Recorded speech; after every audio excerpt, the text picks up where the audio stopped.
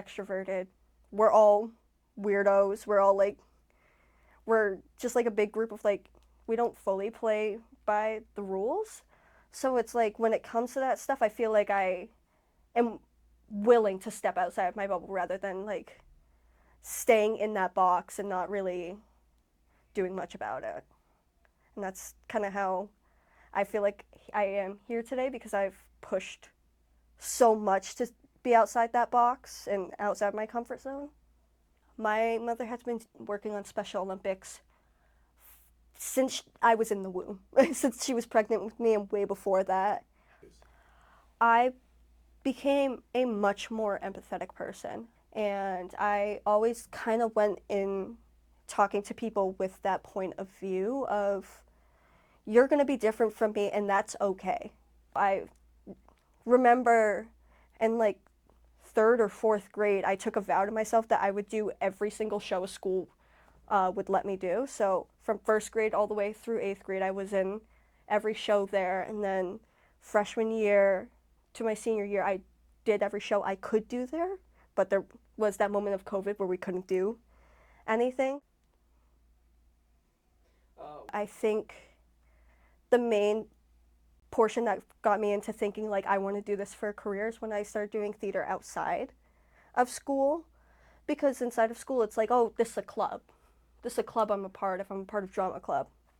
I worked with an adult theater group that had children in some of their productions called the Laurel Tree Players. They went through my school at Holy Family Holy Name, and I think at that moment I was like, I'd like to continue doing this because the adults who do this look like they're having a pretty damn fun time, and I'm still in touch with them. So I, after my first semester here, I saw the two shows that they had here, Dracula and RUR, and I was like, oh, the scenic stuff looks so cool.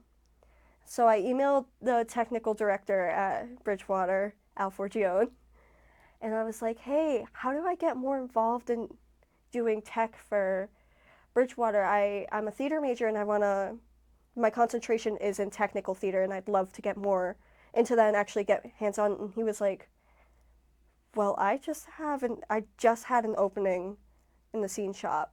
Swing by my office and we'll talk about it more. So I talked to him about it, and one day he was like, okay, well, we'll practice an interview. And I went to do that practice interview, and he was like, okay, you got the job. We finished up the play that I scenic designed for The Taming, which I deeply loved my set. But it was crazy to see opening night. I'm sitting in between like my friends, my parents, and it was honestly, I'd say emotional. And it's just a crazy thing to see like this piece of art that I made out on the set, seeing the cast interact with it, seeing people's reactions. It was an incredible thing to experience and be in the audience for. I have a photo for you, if you would like to take it here.